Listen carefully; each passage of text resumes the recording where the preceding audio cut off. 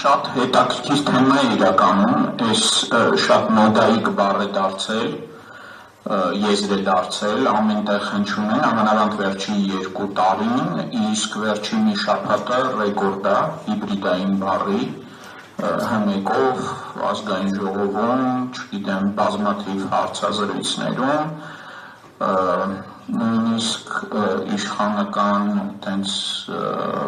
ագրեսիվ այդ բլոգերներն են հանկարծ դարձել հիբրիդային մասնագետներ,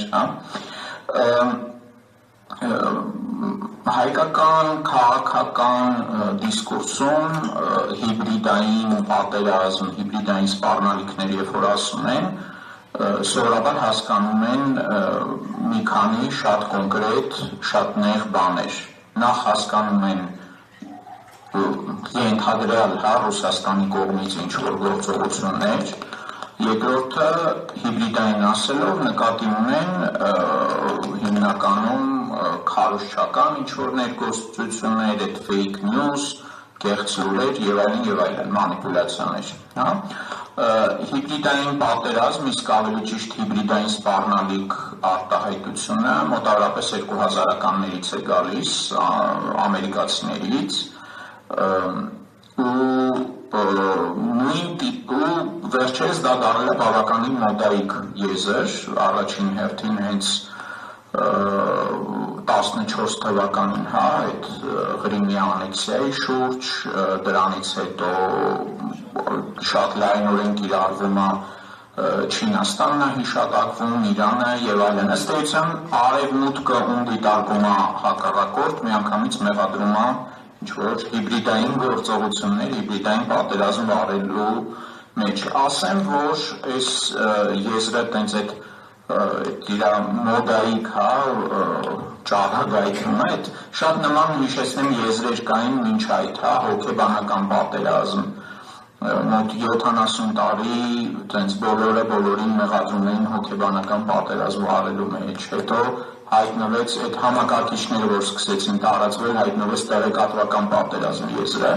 ավելի ուշ օրինակ կիբեր պատերազմ, դե հիմա էլ ոնց որ հիբրիդային պատերազմ եզրի այդ մոդայիկ բառն է։ Պետք է հասկանանք, որ ներկայումս նամանավանդ Եվրոպան, Եվրամիության երկրներում հիբրիդային պատերազմ արտահայտությունը օգտագործվում է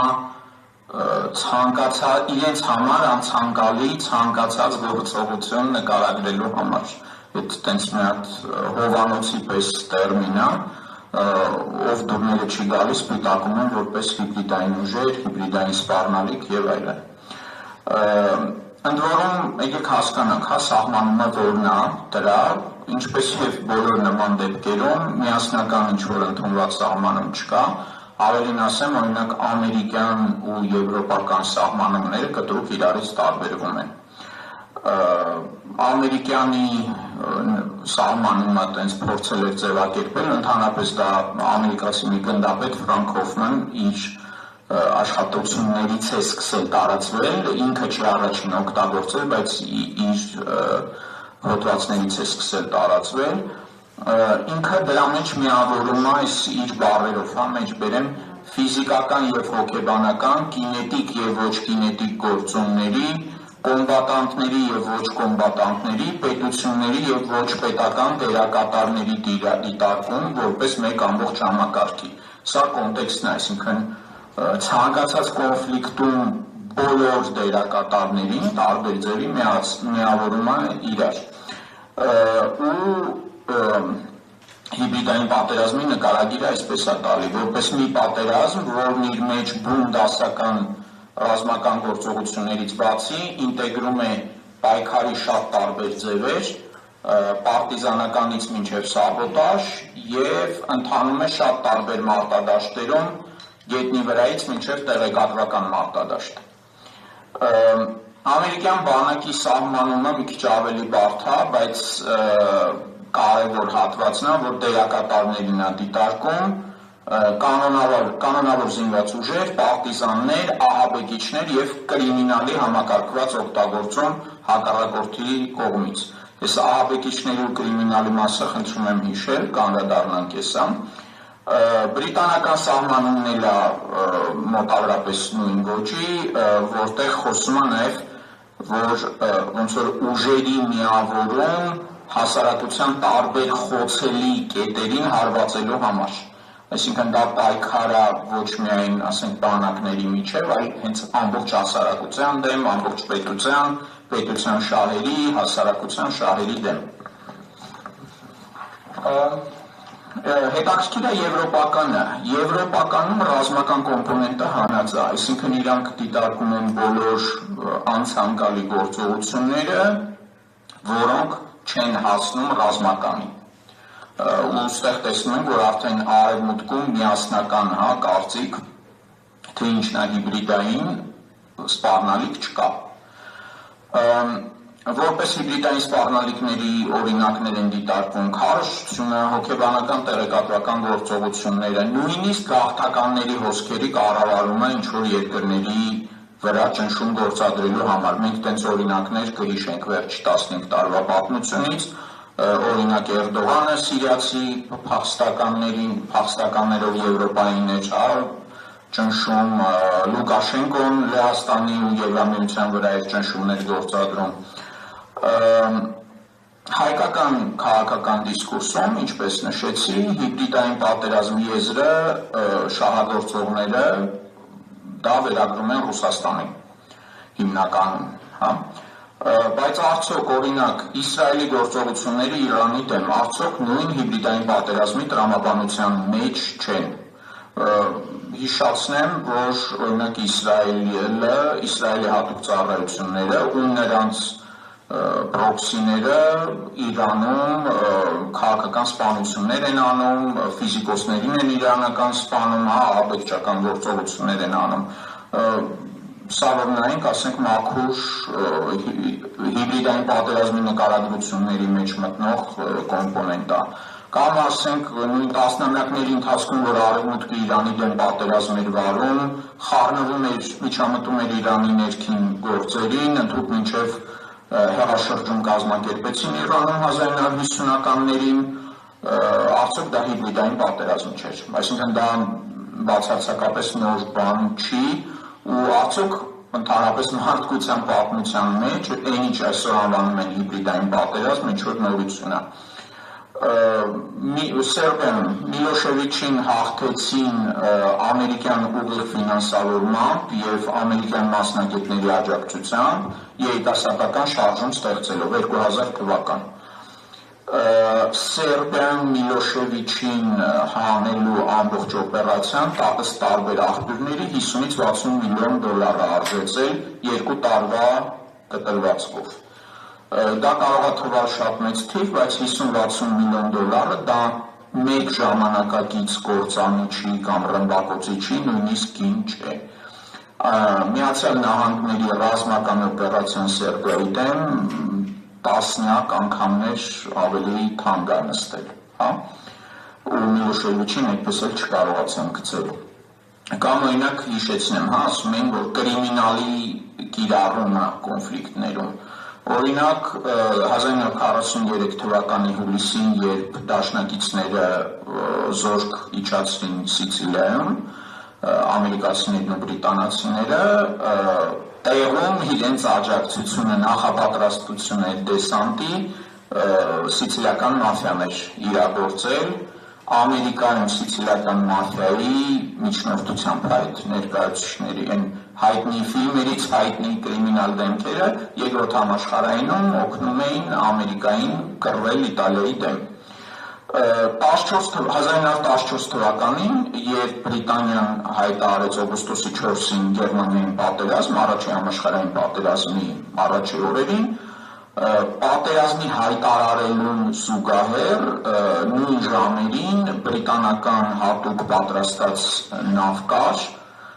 որը կտրեց գերմանական հեռագրային մալուխները, որը Գերմանիան միացնում էր Ամերիկայի հետ։ Այսինքն մաքուր, հիմա դրանք ասեն, չգիտեմ, կիբեր պատերազմ, այդ գործողությունն կրկնեմ 110 տարի առաջ 1914 թվականին։ Մենք սենց հիմա կարող ենք դար առ դար հետ գնալ ամեն դարում, ամեն պատերազմում մենք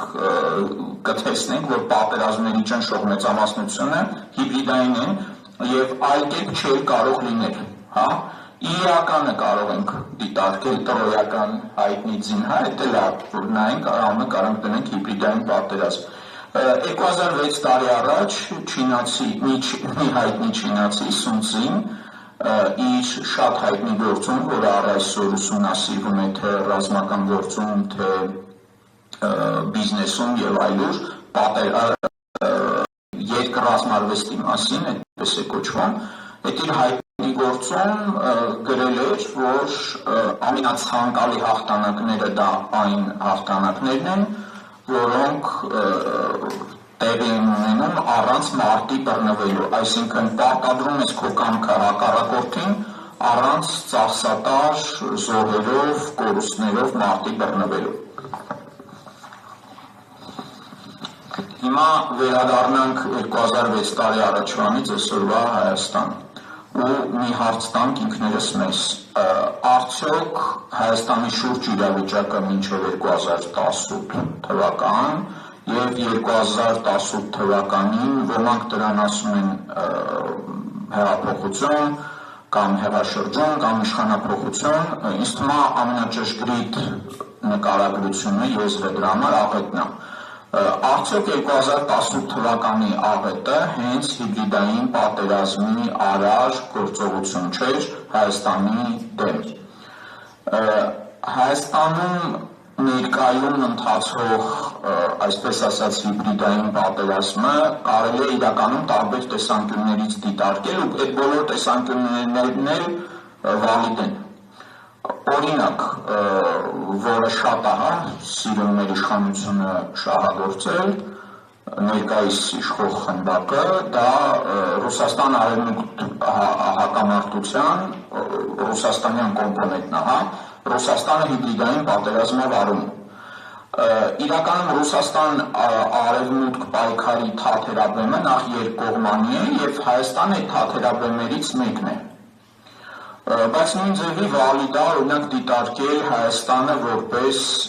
եւ ամբողջ Հարավային Կովկասը որպես Ռուսաստան-Թուրքիա հակամարտության թաթերաբեմ, որովհետեւ Թուրքիայի շահերը այնպես չի, որ ամբողջովին համընկնում է, ինչպես Աբրահամը ճիշտ նշեց, արդեն միացյալ արևմուտք էլ ասել է սխալ, հա, բայց տենց ասենք արևմուտք Ռուսաստան այդ կոնֆլիկտից դուրս Թուրքիան ունի նաև իր շահերը, որը միշտ չի, որ արևմուտքի հետ համընկնում է։ Եվ այդ հիբրիդային պատերազմը, այսպես ասած, էլի ընթանում է, էլի Հայաստանը դրա թաթերաբեմներից է։ Բացի դրանից առանձին ունենք Իրան արևմուտք հակամարտություն, ունենք Իրան-Թուրքիա հակամարտություն, ունենք Իրան-Իսրայել հակամարտություն, որը էլի որոշ չափով Հայաստանը վանցնում, հա, ու վերջո ուղիղ Հայաստանի մասնակցությամբ հիբրիդային պատերազմ, դա Հայաստանի դեմ Ադրբեջանի վարած հիբրիդային պատերազմն է, հա։ Իդեպ մի կարևոր շեշտ հայ գերիների կամ երևի ավելի ճիշտ կլինի ասել պատանդների խնդիրը նույնպես այդ հիբրիդային պատերազմի բաղադրիչ է, ինչպես է դա արվում, շահագործվում ընդհանրապես այդ գերիների առկայության փաստը։ Ուստեղ հարց առաջանում, լավ, իսկ այս պատերազմում մեր Հայաստանի, մեր հայրենիքից մնացած մի փոքր էս հատվածում, հա, որ այդքան պատերազմներ են ընթանում, կատաղի պատերազմներ են, այդ կատաղի պատերազմում ում կողմից է եւ ում դեմ է Փաշինյանի վարչակարգը։ Ու քանի Սունցին հիշեցինք, մի շատ հայտնի մեջբերում էլ Իրանից, Սունցին ասում էր, որ պատերազմը խաբեության ուղի է, այսինքն ցանկացած պատերազմ խաբեության բա ուղեկցվում, այլ կերպ անհնարին է, բայց մեր հռչակավոր հայրենակիցը Զորավար Անդրանիկը 1906 թվականին մի շատ հետաքրքիր ուղեցույց էր հրապարակել, կոչվում հատական հրահանգներ ֆիդայինների համար, պարտիզանական պայքարի ուղեցույցը 1906 թվական։ Այնտեղ մի շատ կարևոր բան է ասում է, որ ռազմական խորամանկությունը, մանիպուլյացիաները եւ այլն պատերազմի անբաժան մասն են պայքարի, բայց որևէ պարագայում չի կարելի խաբել քո կողմին, քո զինակիցներին։ Ուստի հարցը առաջանում, հա, եթե նայեք 2018 թվականից ի վեր, ում են միշտ անդադար խաբում, մանիպուլացնում, վախեցնում, շանտաժի ենթարկում այս իշխանությունները։ Մենք տեսնում ենք, որ իրենց թիրախում իրականում ոչ Ռուսաստանն է, որտեղ Ռուսաստանը շատ լավ ամեն ինչ տեղյակ է, ինչա Հայաստանում կատարվում, ինչա կատարվում Հայաստանի շուրջ, Ռուսաստանը տեղյակ է, Թուրքիան է տեղյակ, Ադրբեջանն է տեղյակ, բոլորը տեղյակ են։ Խաբեության թիրախում միայն հայ ժողովուրդն է, Հայաստանի քաղաքացիներն են ու ամբողջ հայ ազգը, հա։ Ու ստացվում է, որ Հայաստանի տարածքում ընթացող այս օտար պատերազմներում Հայաստանի ներկայիս իշխանությունները միշտ այլ ուժերի, այդ թվում բաց թշնամական ուժերի կողմից են։ Որ նայեք Փաշինյանի թիմը աննախադեպ ծավալի ապատեղեկատվություն է կիրառում, լցնում է դաշտ ամենօրյա, նաև քայքայիչ նարատիվներ են, հա, ահա որ նույն եկեղեցու դեմ հարձակումները, նույն անդադմերի ինքնությունը հարցականի տակ դնելը շատ տարբեր, հա, պարամետրերով։ Այս ամեն ինչը ոնց ասեմ, պատահական չեն։ Այստեղ միայն հակառակորդի կողմից լինելու հարցը չի, այստեղ նաև շատ պրագմատիկ հիմք կա այս ամեն ինչում, քանի որ այսօր Եվրոպայում այս հիբրիդ պատերազմի խոսույթը Ռուսաստանի դեմ է ուղղված, իսկ Նիկոլ Փաշինյանի խիստ անհրաժեշտ է ԵՄ-ի աջակցությունը, Եվրամիության աջակցությունը, եթե մենք դիտենք վերջի 2 տարվա, 2-3 տարվա իրանց բոլոր գործողությունները, քարոզչական, այդ դեզինֆորմացիաները եւ այլն, հենց ուղղված են եվրոպացիներին ցույց տալու, ապացուցելու, որ այսօր Հայաստանի դեմ մղվում է հիբրիդային պատերազմ, մղվում է Ռուսաստանը եւ Եվրոպաջան արի հասի փրկի։ Օրինակներ որ բերեմ ամեն ինչ տեղը կընկնի, հա։ 23 թվականից այս կողմ առնվազն 3 մեծ գործ կա, որոնք դեռ շարունակվում են, շատ նախորդները շատ դանդաղ, հա, ահաբեկչության ու իշխանության զավթման մեղադրանքներով։ Առաջինը այսպես կոչված հյուսիսային տերևաթափնյակ լրիվ փնչիկ գործ է, երկրորդը այսպես կոչված Արբաթ բատալյոնի գործ է, երևի նույնիսկ շատերը չեք էլ լսել այդ մասին, հա, եւ վերջինը սրբազան պայքարի մասնակիցներին ինչ որ ահաբեկչության մեջ մեղադրելն էր, ակնհայտորեն այդ ահաբեկչության թեման, դրա համար ասեցի ուշադրություն դարձրեք, էլի այն բանի համար է, որ ցույց տան, որ այդ տեսեք, հիբրիդային պատերազմ, ահաբեկչություններով Հայաստանում ուզում են իշխանափոխություն անեն,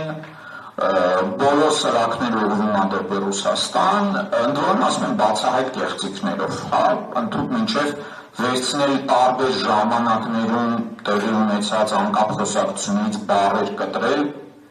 միացնել իրար, անունը դնել, թե իբր ահաբեկչություն է, այն դեպքում, որ ասենք նման բան ընդհանրապես չի եղել։ Սամվել Կարապետյանի գործը, էլի ռուսական, իբր ռուսական օլիգարխ, չգիտեմ ինչ, փորձում է Հայաստանում, եսեմ ինչ անի։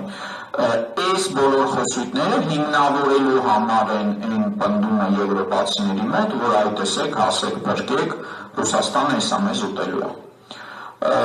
Այսքանը մի խոսքով հասկանանք, որ այս հիբրիդ պատերազմներ, հիբրիդ սպառնալիքներ, դրանք մեծ հաշվով արդեն իմաստազրկված բառեր են, դրանք ուղղակի պիտակներ են, որով Նիկոլ Փաշինյանը փորձում է իր հակառակորդներին պիտակի, այդ ուժերի դեմ պայքարում Եվրոպայից աջակցություն ստանալու համար։